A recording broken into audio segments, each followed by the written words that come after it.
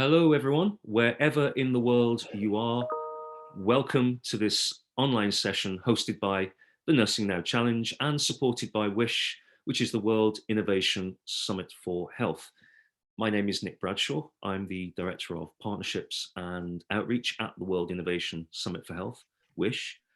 We're delighted to be part of this, and it's my personal pleasure to introduce this event, which is held as part of the latest Nursing Now Challenge Global Solutions Initiative, focusing today on nurses' role in the advancement of digital technologies and also looking at COVID-19, something we can't really avoid at the moment. So we're taking it, we're taking the bull by the horns. We're going head on into it. So the Nursing Now, we'll be hearing from some great speakers today.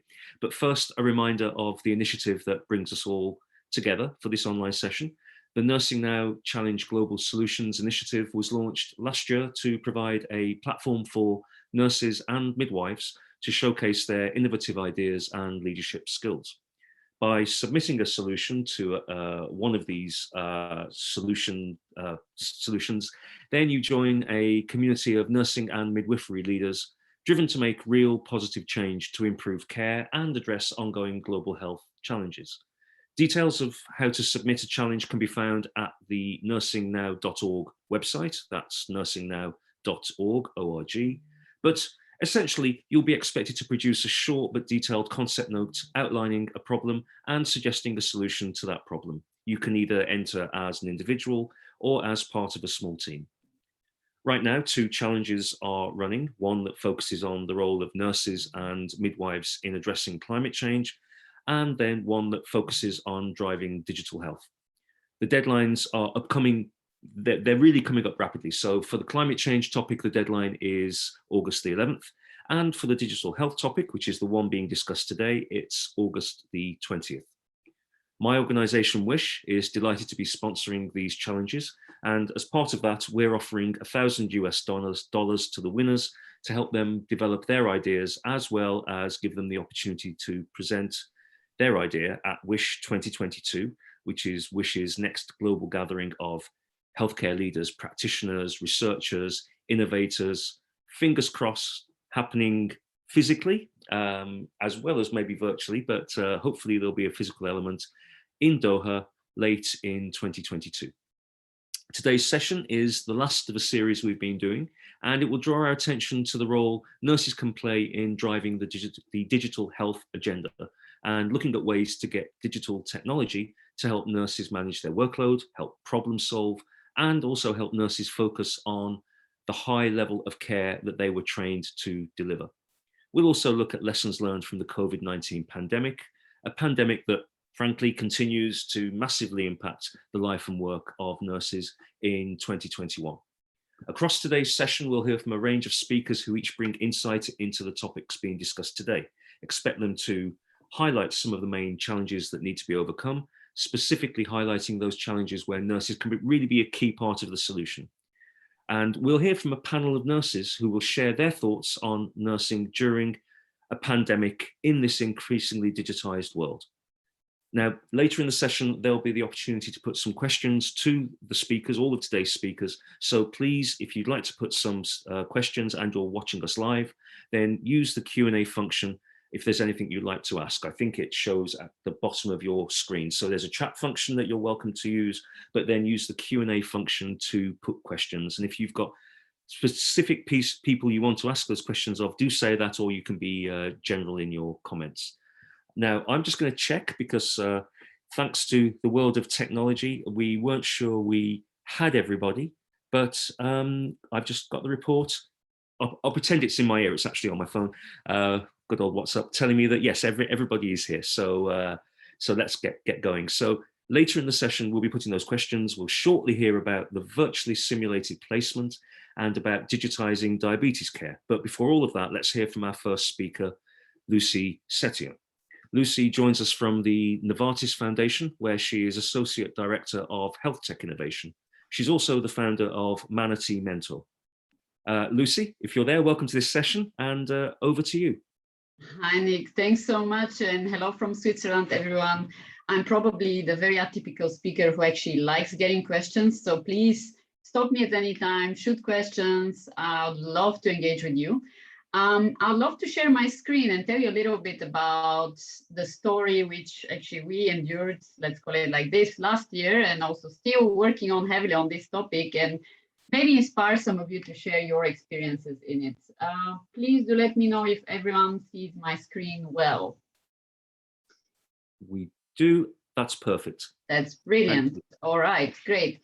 So working, for those of you who do not know the Novartis Foundation, the Novartis Foundation is the not-for-profit organization of Novartis. And I'm pretty sure, let me just see, I don't know what it is that's typing under the, yeah, some strange subtitles are appearing. Okay, now you probably don't see that. All right, technology surprises us. So the Novartis Foundation is a not-for-profit organization of Novartis located out of Switzerland. We work globally with a focus on low and middle income settings. That means that primarily all of our efforts go into health system strengthening. You know, the role of health workers is absolutely fundamental in all of this. And during COVID-19, we have had to change quite a lot our ways of working.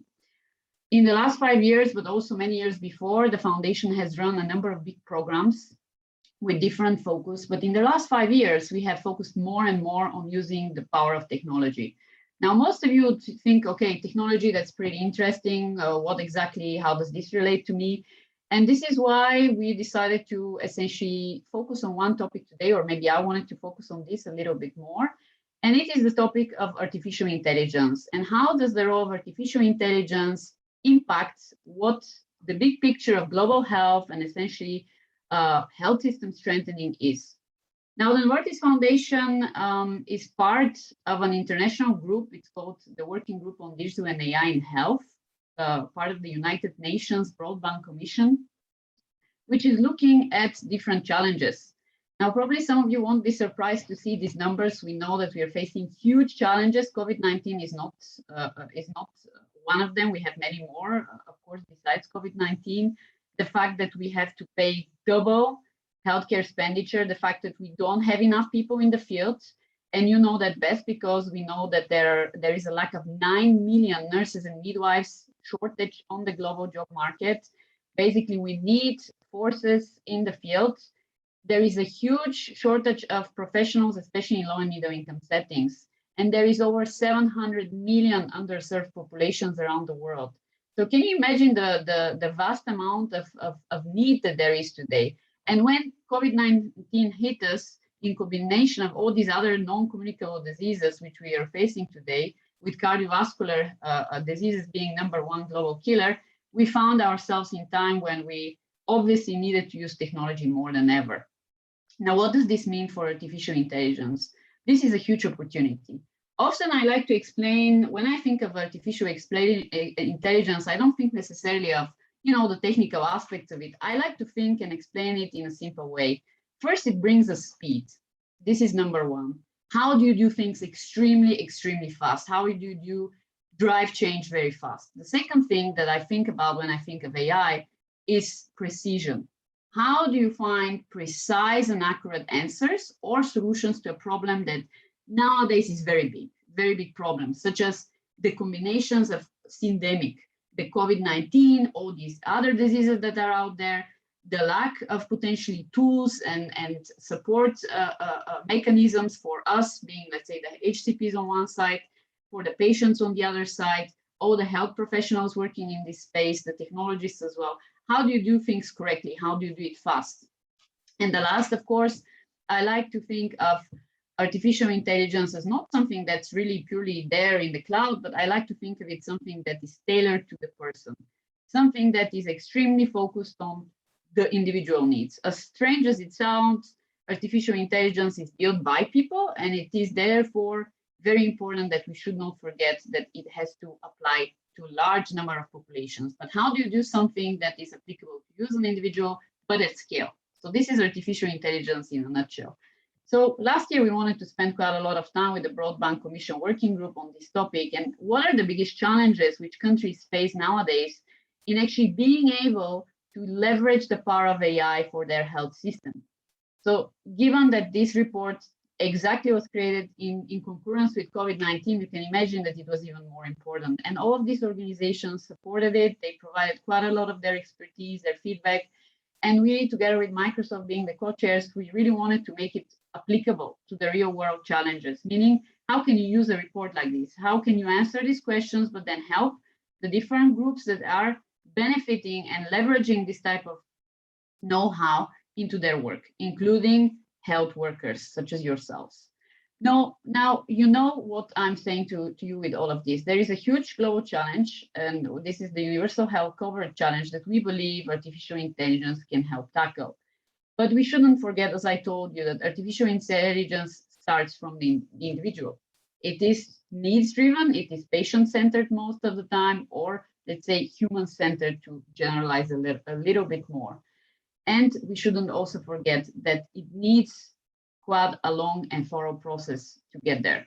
So where are the use cases that you actually see in your potential job, in the type of professional paths and use cases that AI brings value? Well, obviously, population health is one of them. We see this with the lack of information during COVID-19. We see this with the lack of predictive analytic systems, which a lot of the governments are basically realizing that they don't have. We see it as a use case in preclinical research, in clinical trials, in clinical care pathways, where there is a huge lack of technologies, and in patient-facing solutions, but also in optimizing health operations. Have you thought about, for example, in the hospital in which you're working, how operations are improved? When was the last time that you thought it is the classic process? Well, things are changing, and this is what I want to talk a little bit about today. Now, the biggest challenges that we are facing can be split in 6 main areas, and we decided to come up with a framework. This is really actionable, and that you can take it home and use some of the recommendations in this framework and help your organization and your environment, your group, in using some of those recommendations and applying them in your work. The first one, unsurprisingly, is the people and the workforce. And I want to tailor this a little bit more to you today and ask you the question, do you feel sufficiently empowered to use new types of technologies, requiring you to analyze huge amounts of data, to use sort of analytical tools in your job, to get access to information about and training even about things that are very, very new and technology driven? Especially during COVID-19, this was more important than ever because we had huge amount of data coming from many places. And so we think the biggest challenge here is really providing education opportunities, mentorship opportunities, training opportunities to really all the members of the ecosystem of the health ecosystem, including yourselves. This is a #1 challenge in many, many places. And artificial intelligence, of course, it's quite advanced, but you can start really small. You can start by learning more about how to use data. You can start about learning more about advanced analytics and then build up your knowledge in this domain. So one of those topics, and this is my passion project, some of you know, it's Manatee Mentor, as Nick was so kind to mention. The topic of mentorship is a good example of that. You might think, yeah, mentorship is something very classic. I can find a mentor in my environment. But if I find myself in a completely distant place from all my colleagues, maybe I work in an area in which I'm quite isolated, how do I find remote mentorship? Well, Manatee Mentor set up challenges exactly about that. It's a mentoring platform which now is trying to support 1 million nurses and midwives to connect globally in a mentoring environment and find their perfect match remotely, independent of where you're sitting, as long as you have a mobile connection. And this is the beauty of digital and artificial intelligence. It provides the opportunity to connect. It provides the opportunity to learn, not necessarily in a physical environment, but also virtually, independent of where you are, 24/7. Now, the second biggest challenge which we face today is the lack of connectivity between different technology systems, between different solutions, between basically the lack of data as well. When is the last time that you had to fill in a paper report that you couldn't find then maybe 3 months later? This is probably something quite applicable to your job as well. So this is one big challenge that we are trying to solve as well. In order to be able to even think about AI, we first need to have systems that are digitalized. And this is the #1 issue there. And not only digitalized, the next step after having all of your health data of your patients digitalized, potentially you have to start connecting all these systems so that they talk to each other and that you can start making some sense and using some of these insights about your patients and about your own hospital. Now, governance and regulatory, this is really related to creating the right environment for this kind of artificial intelligence and other new technologies to actually be used in the first place. It means you have to have the right support on a political level, that the government of the country in which you find yourselves really creates the right opportunities, and that you have to have at least the right regulations related to data privacy, to ethical use of data, to ethical sharing of data, outside also the borders of the country in which you work. But I want to talk at least a little bit for the last three pieces, which are design. For me, I think very important for you, design and process, innovative business models, and partnerships and stakeholders. And I'm going to talk about all of them together. Now, for me, your role is absolutely crucial. Many of you are not only working on the front lines, many of you are innovators. I know that there are several entrepreneurs amongst you. I'm sure that you have great experiences in this, and you know that the number one way to solve challenges is by experimenting. And this is where design and processes is very, very important. If you want to support problem solving through artificial intelligence, you have to think first, what is the need of my patient? Or what is the need of my hospital? How can I test it in an agile way? This is what design and process is about. How do I get the training to do this kind of agile ways of working? What does it actually mean? How could I create solutions that I don't invest all my resources in from day one, but I do it iteratively, one step at a time, meaning I test something small, I validate it, and then I move to expanding on it, rather than just putting everything in one basket and trying to just launch something very big and not get endorsement. It also means that you as nurses and midwives have a huge opportunity to provide your input into this design phase of this kind of solutions. Imagine your hospital management comes and says, hey, we want to redesign the technology system that we're using. You can help. Your voice could be heard. You should be part of this communication, this team. And this is the role of multidisciplinary teams is very important in the processes of creating technology-driven solutions or innovations, as I like to call them. Partnerships and stakeholders is exactly this. How do you create this environment of collaboration and co-creation? And your voice should be heard. You have a lot of ideas. Why don't you share them? Why don't you make your voice heard? And business models. You have to think of digital types of solutions or even AI types of solutions in the long run. Of course, you want to test it on a small scale, like a pilot, let's say, but you have to think in the long run. How do I create something that is sustainable? And who is going to pay for it? Is there a really good business case? Can I see it developing over time? Have I validated it with all my partners, with all my suppliers, with my customers, with my end users, all the people who are involved into the usage of this transformative health tech innovation you might be thinking about? This is really what I wanted to talk to you about today. So this framework is available also digitally. You can find it online. And I wanted to give you maybe some examples of what the Novartis Foundation and also Manati Mentor, I gave you another one, is doing in this space, in these 6 dimensions that I was talking about. So if you want to feel involved in the dialogue, there are many ways of you doing so, but maybe a bit more relevant for today's discussion.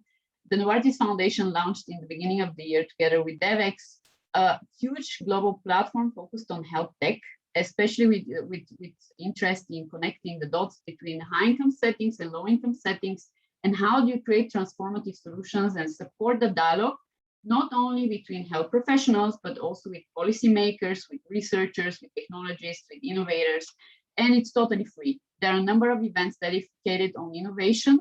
So if you want to join, you can sign up on the Health Tech Dialogue Hub, which is a global virtual event platform, and we share a lot of also content pieces and training materials, which might be useful to you from our partners as well. Now, the other thing I wanted to talk about is innovation.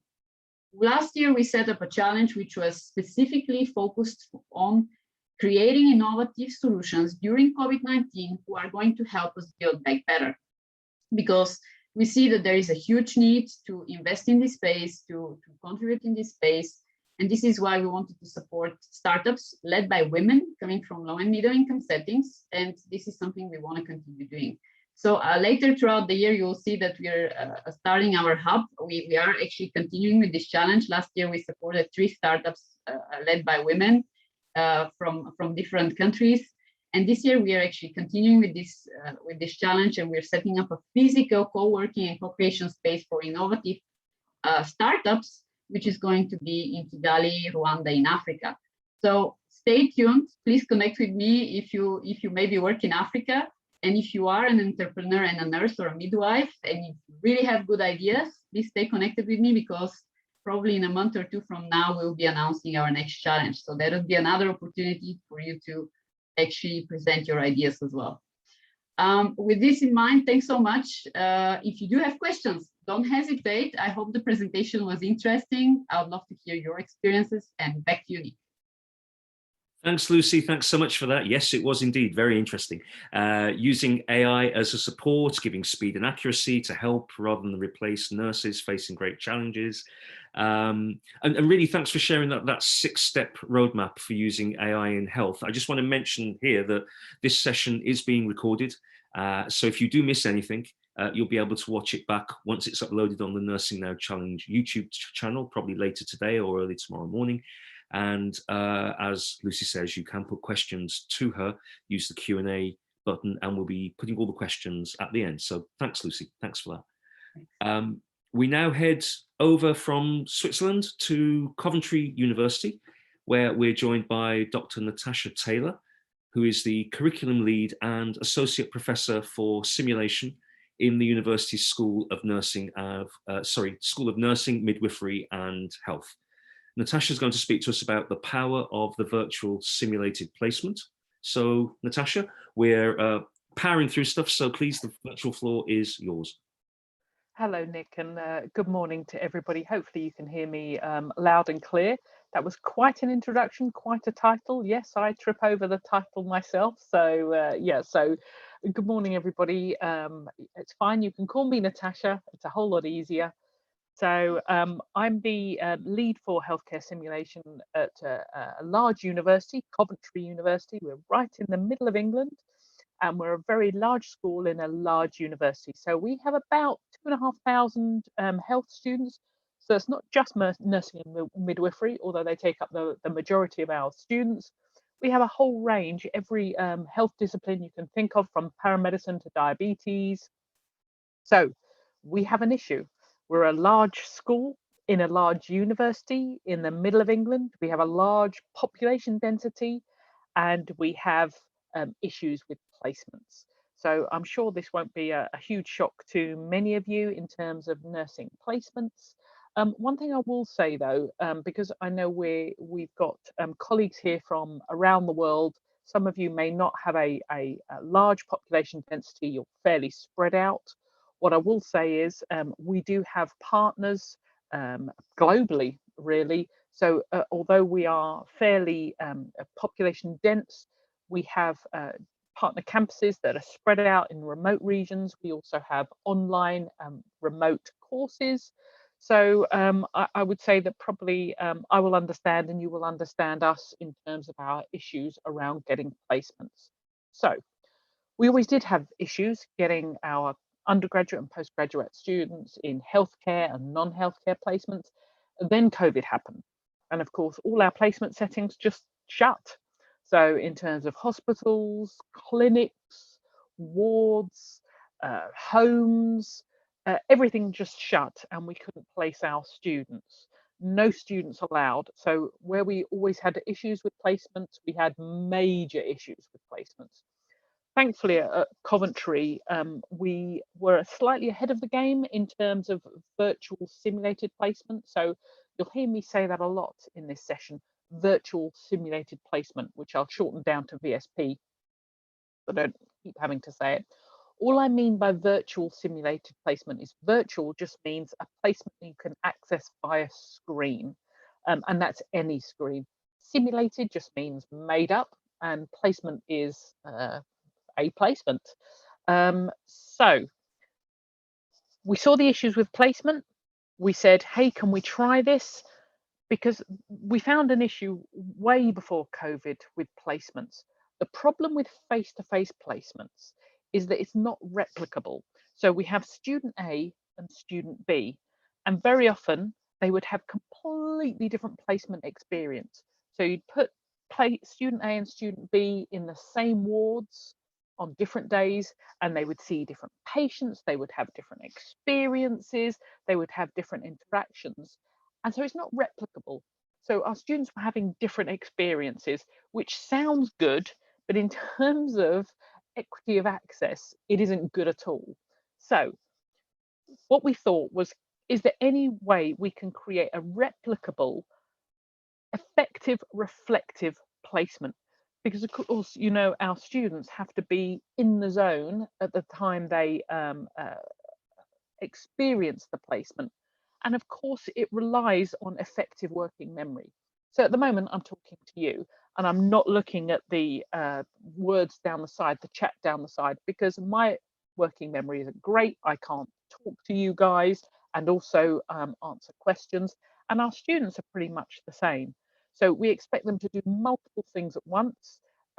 Whereas with a virtual simulated placement, they can go back on a placement again and again and again and again. And of course, a simulated placement is entirely safe. So in theory, we can create the perfect placement. So why aren't we doing this for everything and everybody? Well, it's not perfect when I say create a perfect placement. All it is bringing experiences, situations, placements, patients all together to create a bespoke placement experience. What I'm saying with that is there's no off the shelf. So when I talk about these VSPs, very often I'm contacted and people will say to me, oh, can you please give me a placement for year 2 nursing students in an emergency department? I always say, no, we can't, because these are created bespoke to the learning outcomes that we want, the environment that we want. So an emergency department in the West Midlands, in Coventry, where I'm from, may be very different from the experience in an emergency department in London, say. So there is no off the shelf. So the first downside of this is it takes a lot of work. So everything's created from scratch. The other thing that tends to happen is we've heard a lot already. So Lucy's incredibly interesting session about digitization is very often with this, the technology tends to drive the experience rather than the experience driving the technology. So very often our placement partners will say, great, fantastic, we'll give all our students a VR headset and they'll put it on for 2 weeks and be in a placement. Well, that's completely impractical for obvious reasons. It doesn't allow for equity of access. It doesn't allow for things like cyber sickness for those who can't use VR headsets. And actually, we don't need VR headsets for everything. So all of VSP is putting all these different technologies together in one place that the students can access to have a bespoke simulation experience. When I say virtual, we mean accessed via any screen. So our learners, if they do have a VR headset, they can access via headset, absolutely.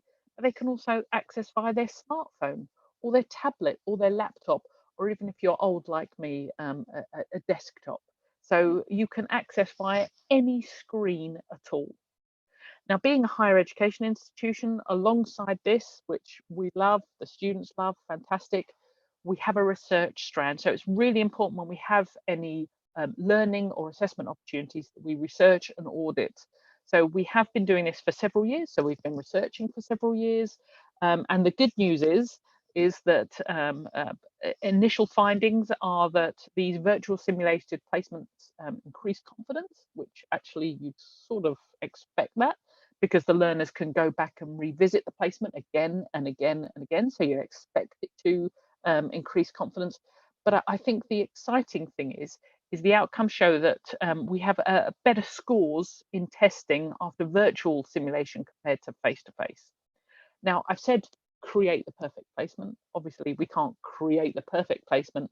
We're waiting for some of the technology to catch up. So things like haptic technology. So I have an Apple Watch on my wrist, and when I have a phone call or a message, it taps me on the back of the wrist. That's what haptic technology is. So we've had academics and placement partners say, great, fantastic. Can you please create something where you put on a pair of gloves and you simulate putting in a cannula?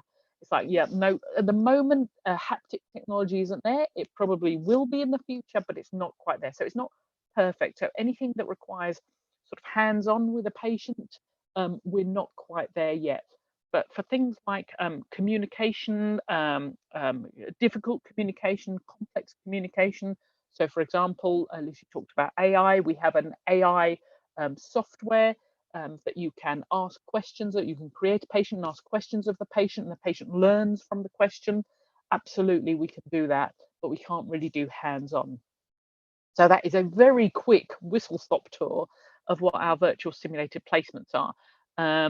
I've spoken to universities, organizations around the world. I think everybody's really going towards this. So hopefully this has given you a little bit of maybe lit a fire somewhere that this is something that you can do, because it's really important. Most of us that are clinicians, and I'm a clinician as well as an educationalist, I think it's fairly safe to say that we have limited digital literacy.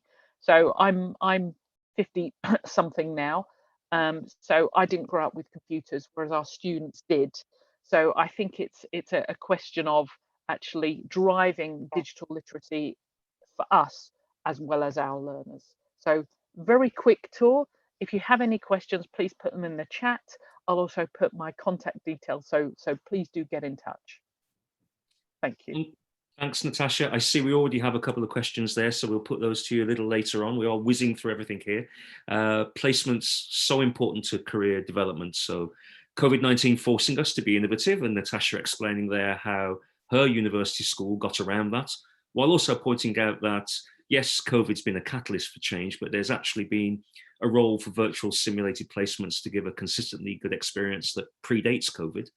And also that you can't think of these types of placements as one size fits all, but it does offer potentially ease of access. And I see at least one question talking about accessing from different parts of the world. So thanks, Natasha, so much for that. Ahead of a panel discussion with nurses focusing on COVID-19 and the opportunity to put those questions to today's speakers, let's head to the west of Ireland to hear from today's third and final keynote speaker.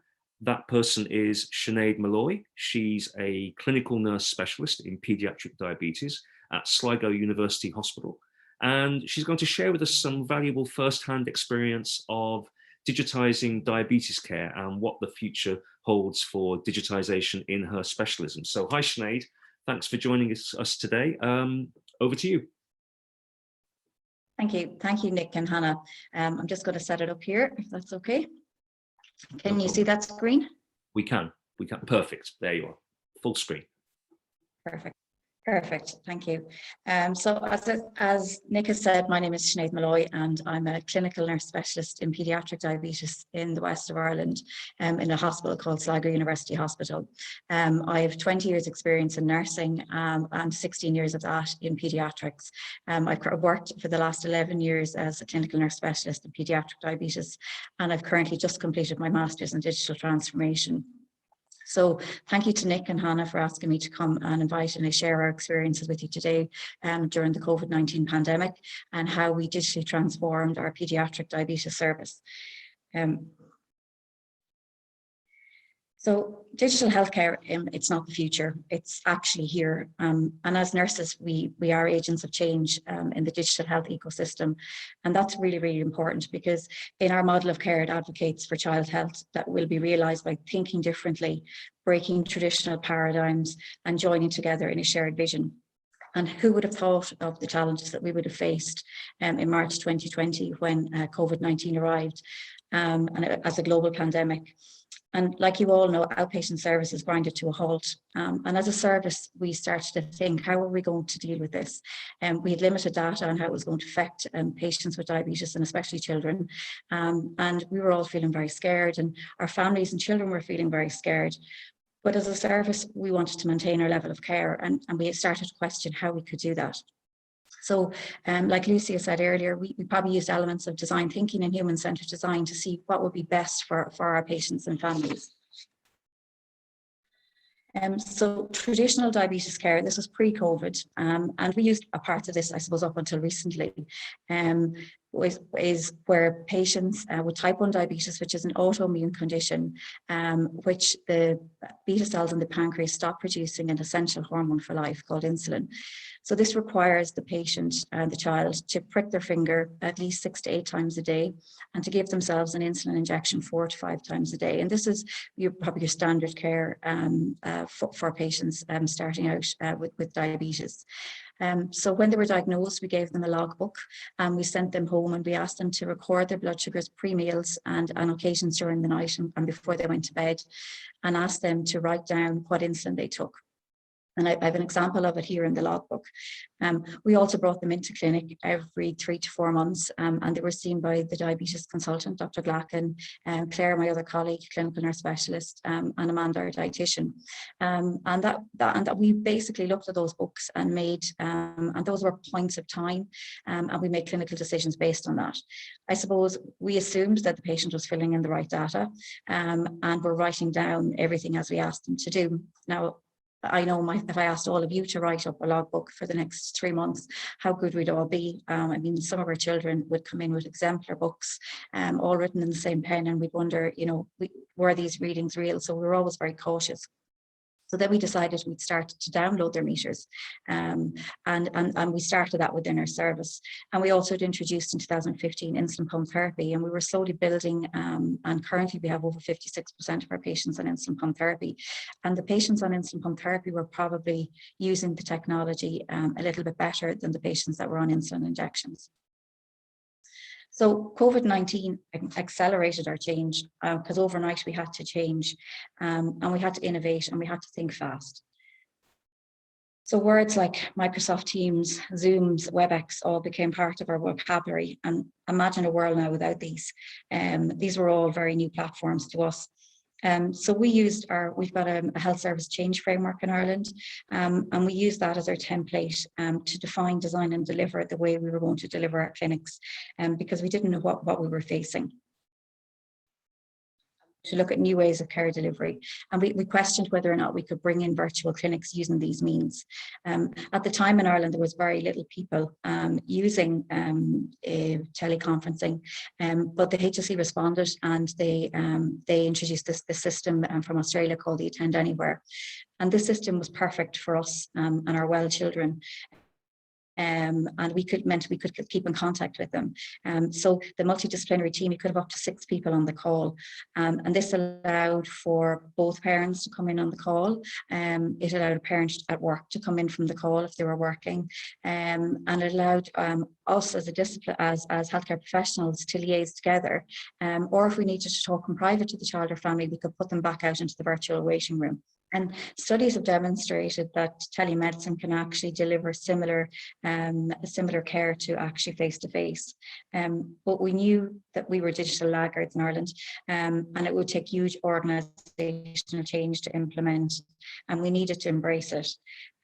So we started to use the WebEx and these means and other teleconferencing systems to put our children. We continued on with our insulin pump service, and we started to use virtual means by doing saline starts and bringing them in then when we had to do a go live on insulin, and also putting them on Dexcoms, which is a sensor under the skin which will measure their blood glucose.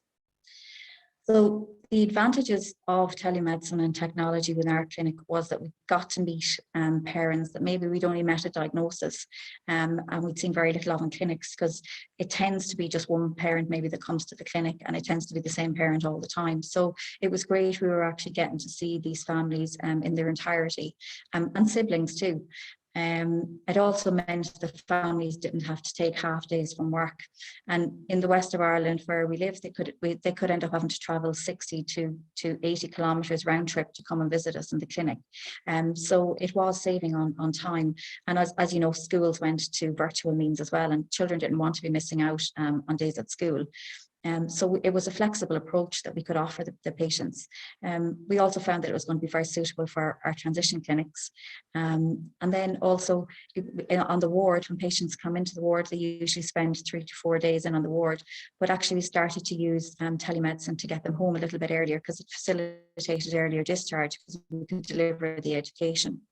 The cost of it was also a big factor, because the patients had less to spend on travel. It also allowed us to pick up on non-verbal cues. So if the mommy wanted us to elaborate further with the child on a certain, we could pick up on her cues to go to probe deeper. So it was great being able to see the face-to-face, and that we could visually see the child and family and watch them grow. We could also continue our schools and creche education through the virtual means, because we weren't in a position to be able to go out to these. And we also used it for troubleshooting. So we now download the apps at the bedside when they're diagnosed. If they're able to have a Libre sensor on their arm before they go home, if they're between age 4 and under 21, they can be put onto the Libre sensor. It's an approved medical device in Ireland. And we put that on, and straight away we have them connected into our systems before they leave the hospital. So like everything has advantages, there also was challenges. I work on a fantastic team, and we were all very willing to do things differently when we had to. I was doing my master's in digital transformation, but also my other colleagues, they began to become digital savvy, and we began to impart our knowledge on other members of the adult diabetes team, and they started to run similar type of clinics. The challenges, I suppose, would be the physical examination. While telemedicine is great, you can't replace face-to-face on that. So the patients still needed to come in to see the clinician at least once to twice a year, if possible, to examine their injection sites and do their heights and weights. But, and I never thought that our national broadband would actually become part of my work, and that it would interfere with my work. But we don't have a fantastic broadband in Ireland. We're getting there, but there was areas where we couldn't connect into. We also had poor investment in IT infrastructure. I think 0.8% of our health budget was been spent on IT. But we recently had a cyber attack in Ireland, which grinded everything to a halt again. So hopefully there will be investment. There needs to be serious investment in the IT infrastructure here in Ireland. We also made sure that we had a plan to revert to phone calls if it needed to be aborted, if the connectivity wasn't great. We had to think about the cost of the call on the families, and acknowledge that some people may have limited IT skills, and that it wasn't for everybody. And it's okay to do a phone call, and it's okay if you want to come into the clinic. That was fine. And I suppose also that manual data has a place too. Some patients just like to write it down, and if that's what they wanted to do, that was no problem. So there was always provisions made for those that were unable to use the technology. So this is pediatric diabetes today, where I work. As I said already, we've over 56% of our patients on insulin pump therapy. And when they come into our clinics, before they move on to go live on insulin, we ensure that they have the software downloaded on their computers and they're connected into our systems, so we can view it in real time. As I said, the Libre View, which is a sensor that's put on them at diagnosis, that's connected into our system. And as Lucia said already, the importance of artificial intelligence, because using these cloud means it can suggest to us where we need to make changes on their insulin. And that's okay for us, because we can look at these diagrams and we can see exactly where we need to make changes. The artificial intelligence also prompts the families when they upload or they look at their data, which we very much encourage them to do. They can decide what changes they need to make in collaboration with us. The Libre device also there, which is up the black device there in the corner with 6.2 on it, it also has arrows on it.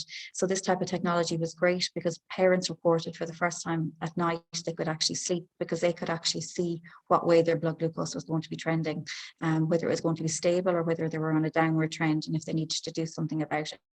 So the technology is just fantastic, and we've really embraced it as part of our service. It's an integral part of our service. So now we have a hybrid approach to our diabetes management. We offer face-to-face, phone call, and telemedicine if required. And it's providing great, because it's as Lucy had said already, like, it's human-centered design. We're suiting our patients within reason, and been flexible to their lives, and coming in and been reviewed.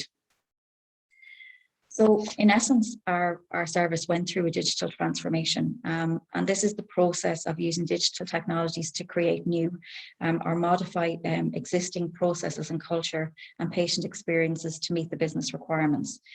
So as you can see from this slide, actually, these are the building blocks for digital transformation, and technology is only one part of it. It's very important that your strategy and culture and your processes and your workflows change in order for you to achieve a digital transformation. And the OECD said that the biggest barrier to digital transformation is actually institutional and organizational. And I think that's really powerful, because it's actually not the technology itself. The technology is the easy part, in my view, because people learn it, and it's quite easy to learn it at times. But it's actually getting people to change the way they do their work, and how they think about things has been the challenge, and that will be the challenge for everybody. So COVID-19 drove us to work a different way, but it was through partnership and collaboration, through human-centered design, and through everybody working together with a shared vision. It wouldn't have happened. We listen to their needs, and we offer a flexible service, and it'll never be more apparent after COVID-19 the need for e-health systems. So undoubtedly, the pandemic has had a major impact on the work of all healthcare workers, and healthcare professionals and nurses. We've really been challenged by it all. All of us have had to change and adapt to providing excellent and efficient care in very challenging times. And the future direction should be providing care closer to home as much as possible. And never has there been a time where this has been more essential. It has taken a crisis to push us to a new frontier, but there's absolutely no going back. Digital healthcare, as I said, isn't the future. It's here already, and it's up to us to embrace it and be agents of change. I hope I've just provided you with an insight into what happened for us in paediatric diabetes in Sligo, and I welcome any questions, or if anybody needs any further information, I can be contacted below, and I'll share my details as well. So thank you for listening. Thanks, Sinead. Thanks for sharing your insight.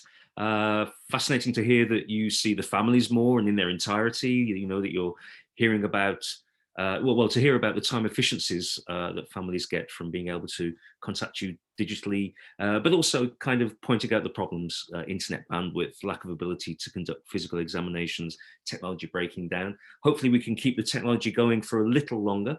A quick reminder that we're meeting here today as part of the Nursing Now Challenge Global Solutions Initiative. So we're encouraging nurses to come up with ideas for how digital technologies can be used to enhance the services provided by nurses. Check out nursingnow.org. Check out this webinar on YouTube after this event. We are running really short of time, but we do have time for a panel discussion titled Digital Innovation, What Have We Learned from the COVID Pandemic? So our panelists are Michelle Holden, who is a midwife based in the United Kingdom, Rita Akiki, who's a registered nurse joining us from Lebanon, and Emma Cooney, who is Chief Nursing Information Officer for Children's Health Ireland. So thank you to the three of you for being here. I'm pretty sure you're with us now. Working through each of you one at a time. Michelle, I mean, you're a midwife. You began practicing just as COVID hit. So can you share a little of your experience to date?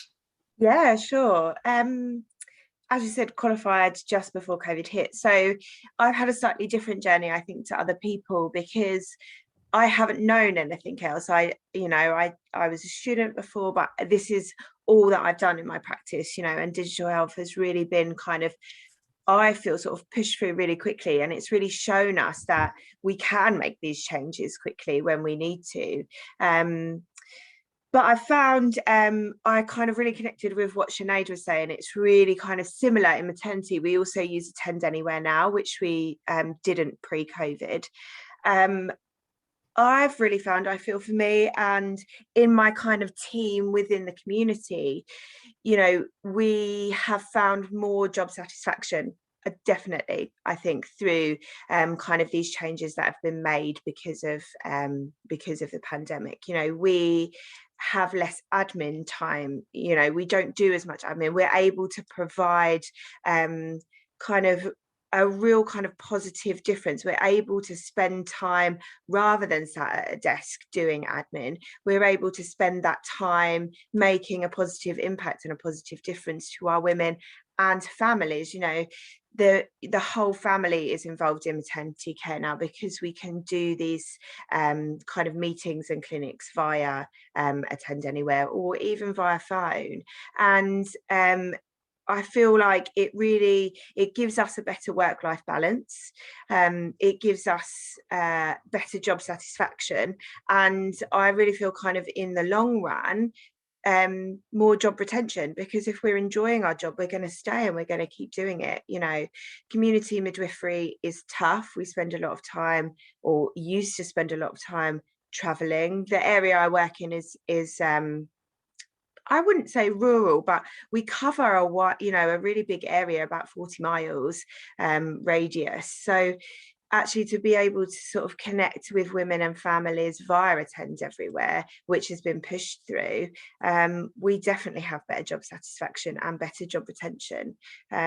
So, you know, telemedicine has been incredible for us and for the women. You know, the areas that I cover we have quite a lot of social deprivation, and the women can't always get in to see consultants, to see, you know, specialist midwives, diabetic midwife, for example, you know, and by this kind of technology that's been pushed to the forefront because of COVID, we are able to have better engagement from our women as well. We see that, you know, they can attend. Everybody has a smartphone, you know, so we are seeing that people are kind of engaging better. They're more autonomous in their own health, especially with maternity. We care for, you know, relatively fit, healthy, young women. They know how to use digital technology. They use it every single hour in their kind of personal life.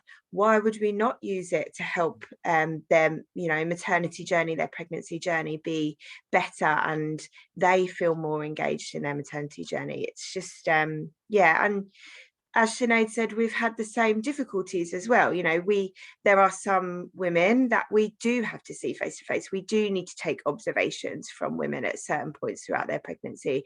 They do have to attend for things like scans. So, you know, some things we can't make face to face, but actually, you know, by having an app, and all of their maternity notes are now in an app and on their smartphone, they don't forget them when they do come along to appointments, you know. So we've found that kind of autonomy has just really, really increased, and just the change in our women has been incredible just by using that digital technology. That's brilliant, and yeah, great to hear the brilliant positive side of things. And Yeah. I mean, you're starting. I mean, you're not. I suppose you're starting as a qualified. You're in that sense your career. I know you've pulled the training before that. Yeah. But do you think that that's something that you're going to be encouraged to push yourself and with other people to keep that going after COVID? You know, we can see it works during COVID. But maybe there's an element of, oh, we go back to the old way now. That was just a special case. And one other quick question to ask is, I mean, I've got friends who were pregnant, a couple of friends who were pregnant when COVID hit. They had this extra layer of anxieties. Has it helped having that instant or a more instant kind of way of contacting people digitally? Yeah, absolutely. The women are, we've found kind of, and they're less likely to attend hospital because they're more anxious. But actually having digital technology means that we can give them that reassurance. We can answer their questions very quickly, and we can, you know, let them know, actually, I do think you need to attend, or no, actually, you're all right to stay at home, rather than them you know, being completely unknown and not knowing where to turn, for example. This digital technology has really kind of helped decrease those levels of anxiety, I feel, because they're able to speak to someone without having to go in. And that's initially what we found, was women would, you know, DNA, they would not attend their appointments because they were too anxious, or they had to come alone and they didn't want to attend alone. They wanted to be with their partner. They wanted their partner to be part of their journey. It's a joint journey. It's a family journey, you know. So yeah, that's been really great. And then I think you're right, kind of pushing it to stay is something that is really at the forefront of my personal journey, because I've seen how you know, the difference that it's made. And I think some of the kind of more, in inverted commas, kind of old school staff, or staff that have been there a long time, sometimes are don't want that change. They're sort of very resistant and reluctant to change. But actually, because of this push, you know, pre-COVID, if we tried to put some of these things in place, it would be very kind of difficult to get people on board. But actually, now that people have had to do it, they've seen the positive difference that it makes. It's I feel like it's really gonna sort of stay, and I feel like we've had this really good kind of push that we wouldn't have had before. So kind of trying to look at the positives of COVID.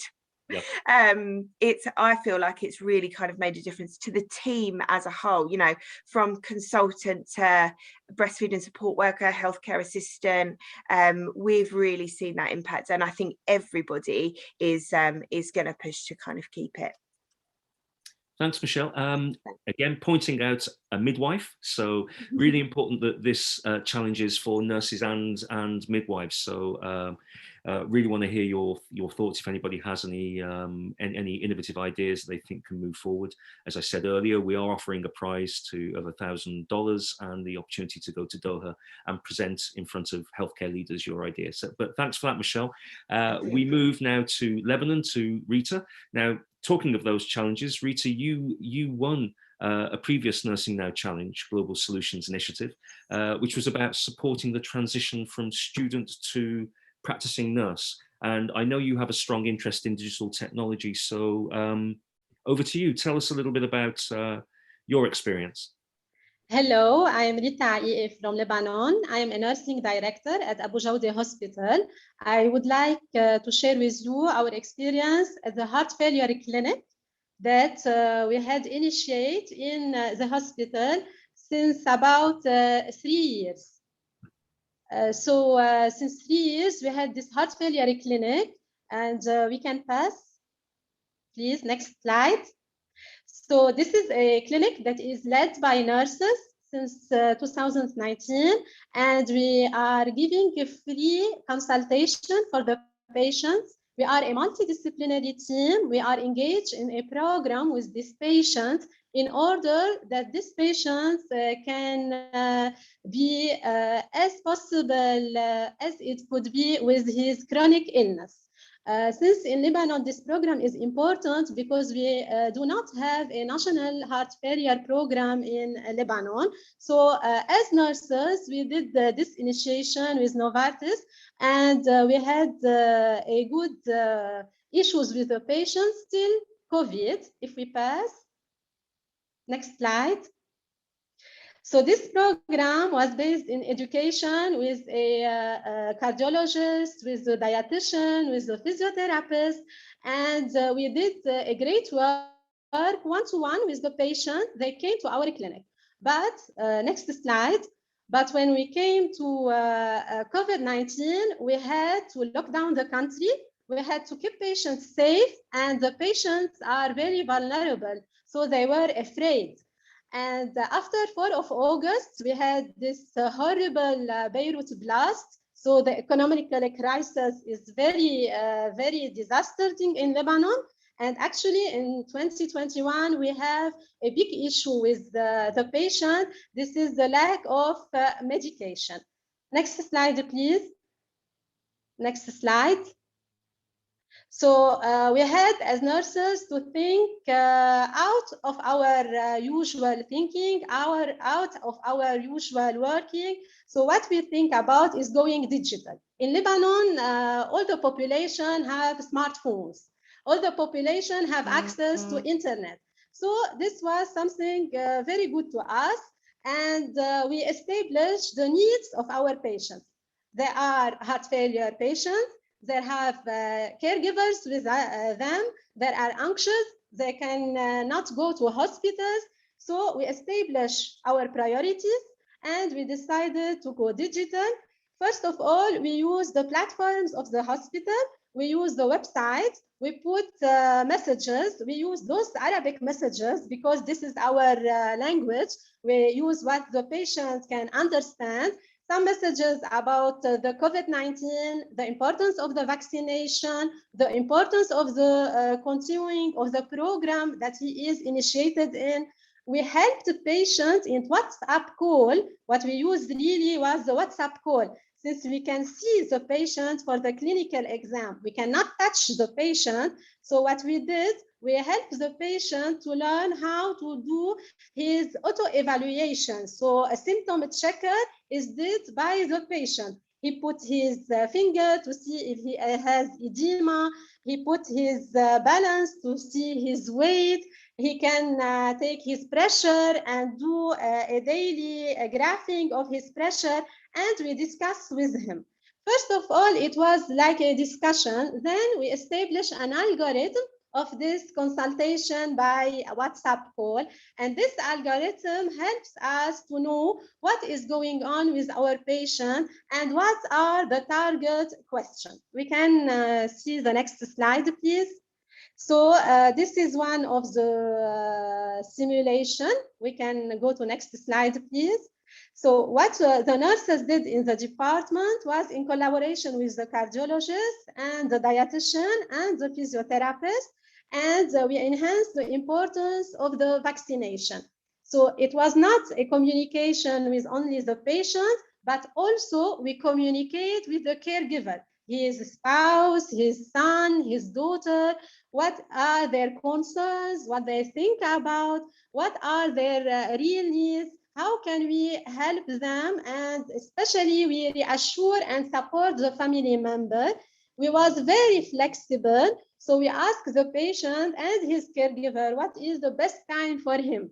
First, we think it was the morning, then we understood that somebody preferred the afternoon. So we adjust our schedule based on this preference of the patient. We did a pilot, about 5 patients, and then we go with our 110 patients. Today we have 110 patients, and approximately every 2 weeks, we got this WhatsApp call and we expand to know how they are going.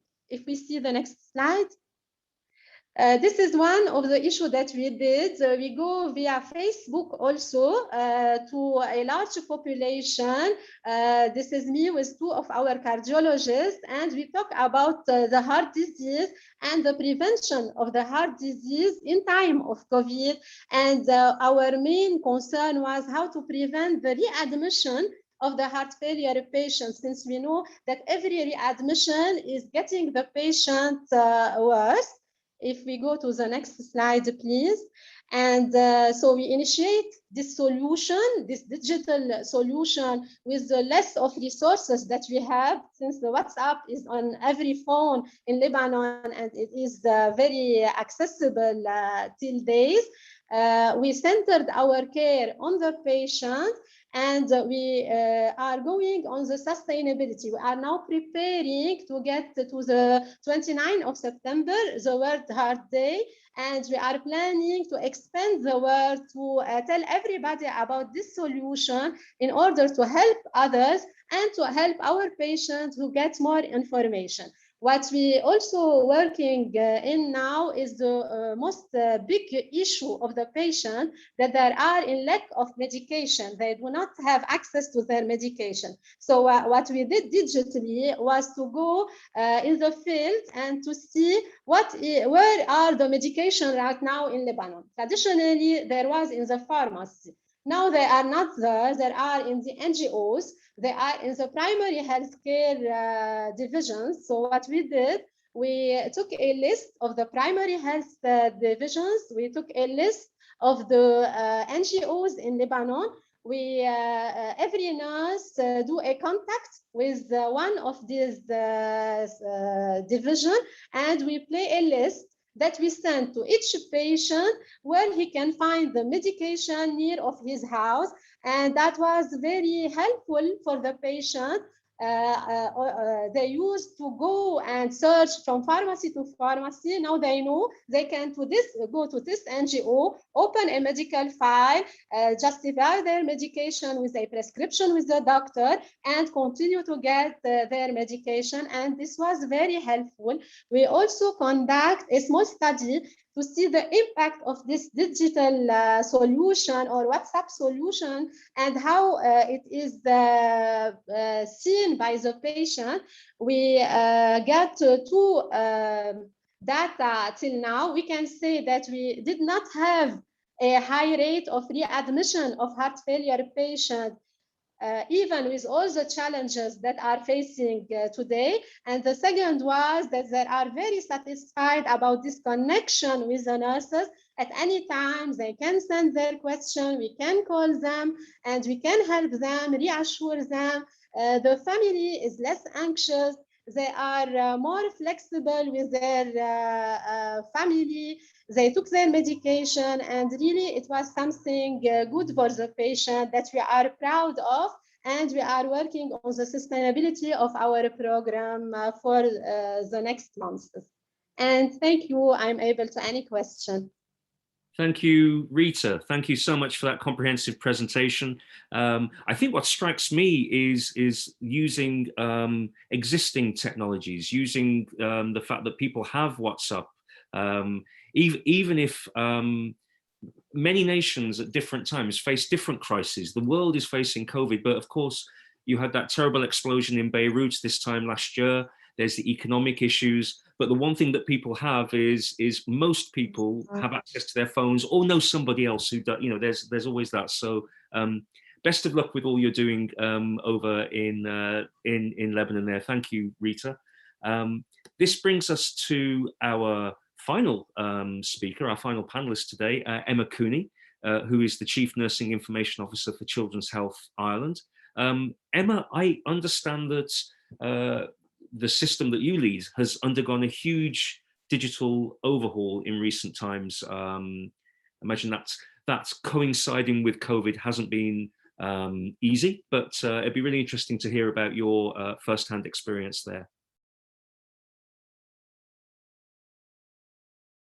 Hi, Emma. Just seeing if we have Emma still with us. I know Emma was waiting patiently to speak, so just give it a couple more seconds.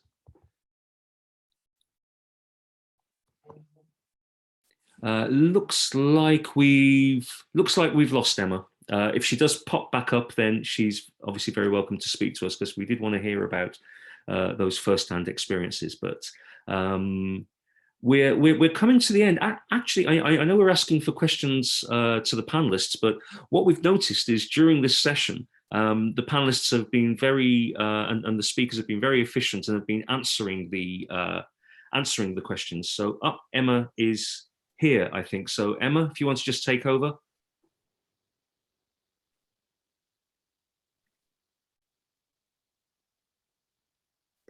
I don't know what we've got here.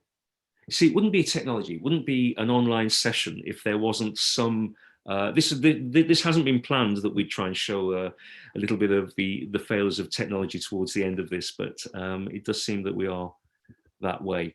Yeah, I can't see Emma. I just saw in the chat saying that she's here, but maybe not. Look, we've tried. As I was kind of mentioning before, we have noticed that people have been answering, the panelists have been answering the questions in the Q&A box. So we actually have an empty thing there, which means we can kind of finish a little bit early. what, 5 minutes early. So I suppose it just remains for me to, let's just see. I am getting messages. Oh, she's here. I'm sorry. How are you doing? I'm here.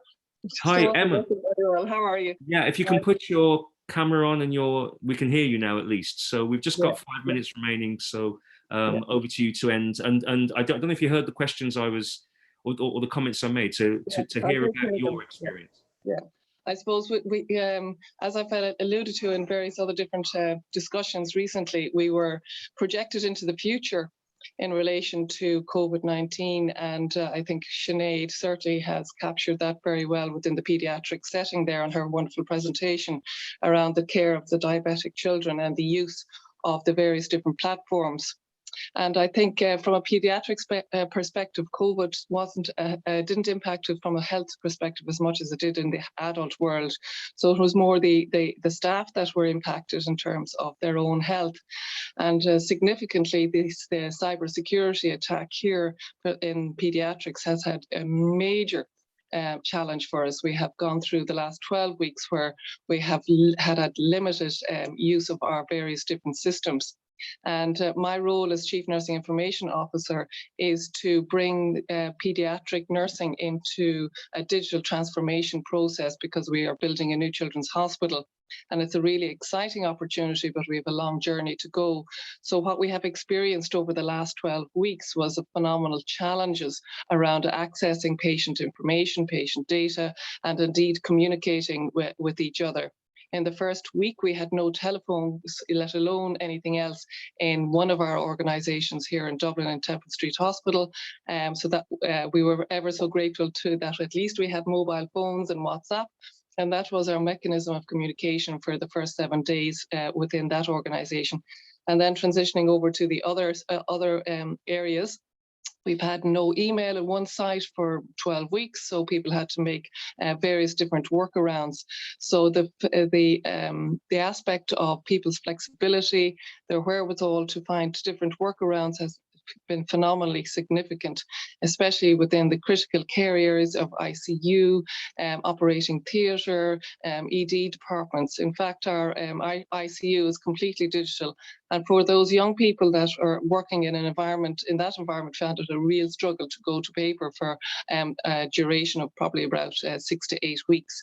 Fortunately, our systems are returning, albeit much slower than we had hoped.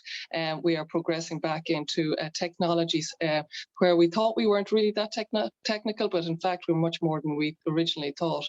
And yet we still have a long journey to go, because when we move into our new organisation, it will be a completely digital system. And there is an expectation, therefore, that we will transition into that within the next 3 years. So our roles now are to select a suitable electronic healthcare record, and also to ensure that our staff are comfortable and capable of working within that digital landscape. So it has been an extremely challenging time, and I'm really proud of all the staff and the work that they have done to try and rise to these very huge, significant blockages in a world where technology has certainly overwhelmed us in terms of their capabilities and the opening of doors and the access to patients and their families. So I don't want to take up too much of your time, but just to say that it has been significant in terms of the last number of weeks. Thanks, Emma. I'm sure it's been significant, complex, all these things. Really sorry we couldn't see you there, because we managed to get you back, but as an attendee rather than a panelist, so we couldn't show the video. But so I'm sorry that people got to see me. Well, as I said, lots of investment required in our IT infrastructure, as Sinead has alluded to there. We're resorting back to MiFi systems, because we don't have complete access to the internet at the moment. No, well, we wish you great success with the future of that, of course. I'm sure it will. I've no doubts, but I know you need a fair wind, and there's always the other technological things from outside that you don't have control over, of course, which makes it really tough. You have to rely on governments to update broadband systems and things like that. So they are progressing, albeit in various different pockets around the country. It can be a bit more challenging, but as I said, that cybersecurity attack had a significant impact on how business has been done, but we're definitely making progress now. Great. Well, thanks, Emma. That's taken us to the end of the session. I did mention before that people have answered the Q&As that were coming in, so thanks to the panelists for their efficiency in doing that. If you do have any other questions, you can, I'm sure if you look through the chat, you'll find ways to connect with people, but this will also be available on YouTube later today or early tomorrow morning. That's the end of our last, in this series of sessions. I hope you found them as useful and as informative as I certainly have as the person who's been kind of moderating them. Best of luck with everybody in nursing, in midwifery. Real honor to be part of this community, on the side of this community. So from me, from everybody at the World Innovation Summit for Health, for everybody at the Nursing Now Challenge, thank you to Hannah, Andrea and Lisa in the background who've been making everything happen here. And that's it, and goodbye. Thank you. Thank you.